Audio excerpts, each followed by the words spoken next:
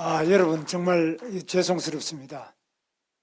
오늘 이재명 우리 대통령 취임 시간을 보면서 제가 정말 너무나 큰 역사적인 죄를 지었다 이런 생각을 많이 하고 있습니다. 제가 그 뜻을 담아서 우선 국민 여러분들께 또 우리 당원 동지 여러분들께 큰 절로 사죄의 절을 올리겠습니다.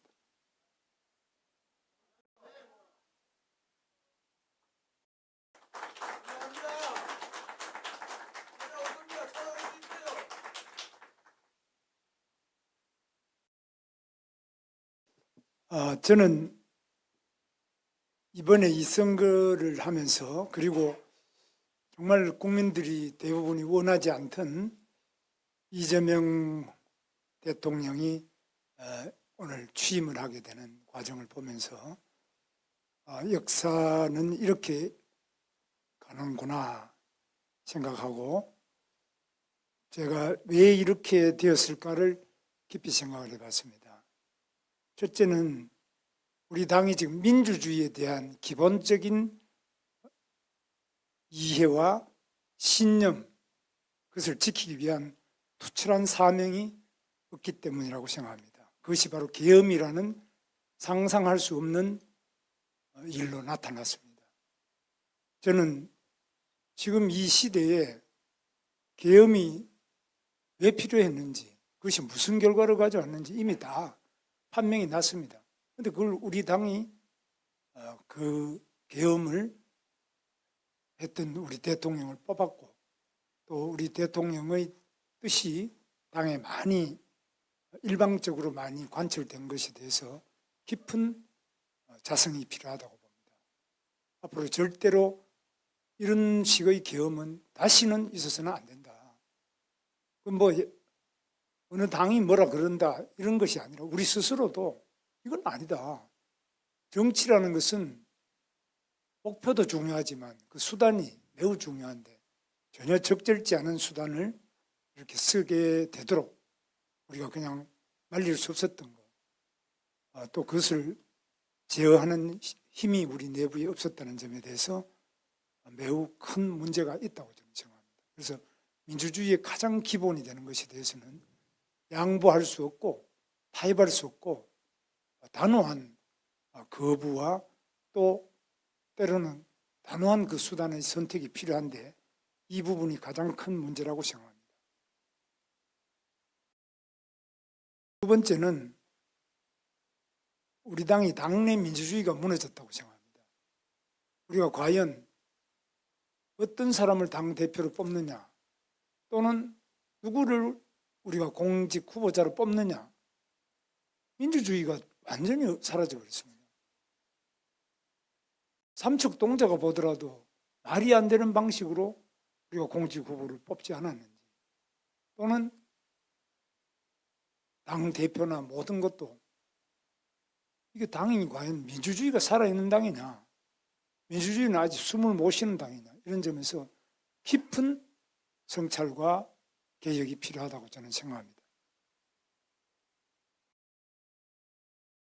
두 번째로 우리 경제와 민생에 대한 우리 당의 투철하고 확고한 자기 역할이 필요한데 이 부분이 지금 사실 민주당이 이제 경제는 민주당이다 이런 이야기를 하는데 뭐 있을 수 없는 이런 포스터가 의원회관에 붙어 있는 거 보고 저는 굉장히 놀랐는데 그동안에 제가 당을 알기로는 경제는 당연히 국민의힘이다.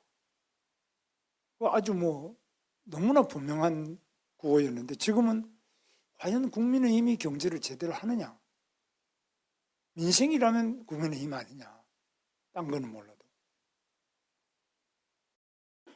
이런 점에서 우리 당 자체가 세계 경제의 그 흐름과 또 국내 경제의 구조적인 발전 전략에 대해서 확고한 비전을 가지고 확고한 전략을 가지고 경제 정책을 밀고 나가는 그런 당이냐, 또 그것이 국민들에게 믿음을 주고 경제가 위기면 당연히 국민의힘을 뽑아야지. 국민의힘에는 경제 전문가가 있지. 그 사람들은 경험과 실적이 있어서 그분들이 맡으면 경제는 살릴 거야. 이런 어떤 확신을 주고 있지 못한 거 아니냐. 세 번째는 외교 안보에 대해서도 마찬가지로 지금 핵무기와 한미동맹 여러 가지 외교 부분에서도 우리가 확고한 우위를 주고 있느냐. 이번에도 예를 들면은 이종석 같은 사람이 국정원장이다. 국정원이 그런 거냐? 국정원이 북한의 내재적 접근 방식을 통한 이미 다 검증된 이런 사람이 국정원장을 하는 게 맞느냐? 저는 굉장히 불안하고 의구심이 많이 들었습니다. 야, 벌써 시작이구나. 국무총리 김민석도 마찬가지입니다. 이 사람들이 과연 우리 대한민국을 통합으로 가져가느냐? 대한민국을 어디로 가져갈 거냐? 저는 굉장히 불안합니다. 여기에 대해서 그러면 누가 이것을 제대로 대안으로 제시하고 바로 가져갈 수 있느냐? 이건 국민의힘 외에는 없지 않습니까? 공무원은 절대 알아도 말을 안 합니다. 결국 남은 게 기업도 말 안 하고 공무원도 말 안 하고 그렇다고 뭐 사법부에서 말하겠습니까? 국민의힘이라는 정당밖에 없는 거 아니에요. 그럼 여기서 과연 명확한 인식을 가지고 명료하게 다른 대안, 확고한 어떤 비판을, 대안적 비판을 하고 있느냐. 저는 굉장히 한번 생각해 봐야 될 점이 있고 이런 점에서 우리가 깊이 좀 돌아봐야 될 점이 있다. 그리고 무엇보다도 우리 당이 지금 민심의 움직임, 현장, 가장 생생하게 살아 움직이는 그 골목골목의 민심을 얼마나 반영하느냐. 그 민심을 반영할 수 있는 그 시스템 자체가 구의원부터 시도의원 또는 시장 군수 구청장, 시도지사 또 당의 국회의원님들 이렇게 이게 쫙 시스템으로 구축되어 있느냐. 그런 점에서 굉장히 깊이 생각해 봐야 될 점이 있다고. 저는 그게 굉장히 약하고 동떨어진, 현장과 밀착하지 않고 동떨어진 점이 있다. 이런 것들이 이제 선거 결과로 나타나는 거라고 저는 생각합니다. 단순히 뭐 열심히 뛴다 안 뛴다 이런 것이 아니라. 그래서 우리는 근본적으로 밑바닥에 가장 민주주의의 뿌리 그리고 제일 밑에서부터 이게 어떻게 시스템으로서 구축돼서 중앙당이 작동하고 그것이 가장 관료적이지 않게 민감하게 유연하게 민심을 수렴하고 민심에 우리들의 정확한 뜻이 전달이 되느냐 이런 것들에서 아까 이제 모든 우리 김영태 비대위원장님과 주요한 아까 발언자들 말씀하신 거하고 저는 같은 맥락인데 그래서 우리끼리 지금 또 이제 다투는 것도 어느 정도 다투고 어느 정도까지는 다투지 않아야 되겠느냐 이런 부분도 좀 어떤 룰 자체가 확립이 안 돼 있다고 저는 생각합니다. 아무리 부부간에도 서로 다투지 않습니까?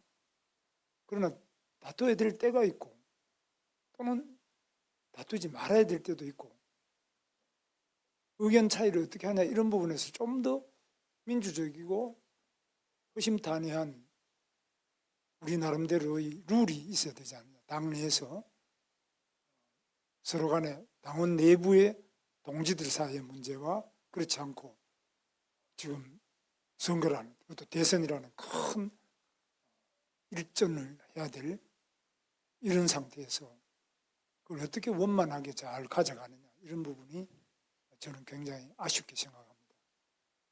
저는 뭐 여러 가지 말씀을 드리지만 결론은 제가 패장으로서 할 말도 없고 정말 송구스럽고 뭐 이 자리에 계시는 분들 제가 볼 때는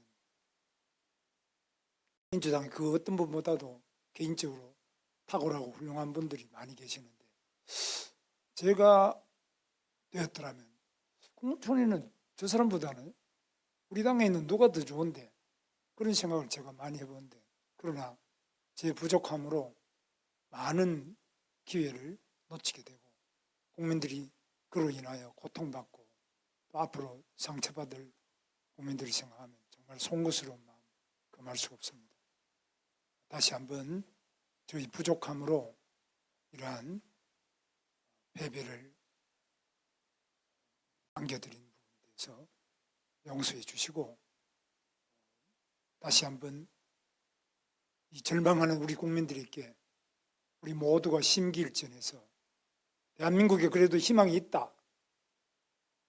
비록 우리가 패했지만은 희망이 있는 대한민국이라는 것은 국민의힘이 있기 때문에, 국민의힘의 목소리가 있기 때문에, 국민의힘의 여러 우리 지도자들이 계시기 때문에 우리 국민에게 그래도 정치의 희망, 나라의 희망, 경제의 희망, 민생의 희망이 있다는 그 마지막 희망이 될 수 있기를 기대하면서, 저는 다시 한번 우리 당원 동지 여러분과 또 국민 여러분에게 깊은 사죄의 말씀을 드립니다. 감사합니다.